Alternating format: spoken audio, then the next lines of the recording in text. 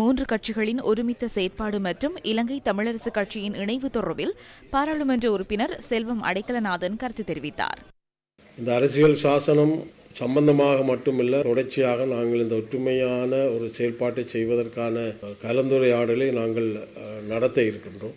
தமிழ் தரப்பாக இருக்கிற எங்களுடைய நாடாளுமன்ற உறுப்பினர்களை ஒன்றிணைத்து ஒரு யூனியன் போன்று நாடாளுமன்றத்திலே பொதுவான எங்களுடைய இனம் சார்ந்த பிரச்சனைகளை, அது மலையகமாக இருக்கலாம், வடக்கு கிழக்காக இருக்கலாம், கொழும்பாக இருக்கலாம், ஆகவே எங்களுடைய தமிழர்களுக்கு இழைக்கப்படுகின்ற அல்லது அவர்களுக்கு என்ன செய்ய வேண்டும் என்ற கோரிக்கையை ஒருமித்த குரலில் சொல்வதற்கான வாய்ப்பை ஏற்படுத்துவதற்கான முயற்சியை நாங்கள் மேற்கொள்கின்றோம். தமிழக கட்சி நிச்சயமாக வருவதாக சொல்லியிருக்கிறார்கள். ஆனால் இந்த அவர்களுடைய ஒரு கமிட்டியை போட்டிருக்கிறார்கள்.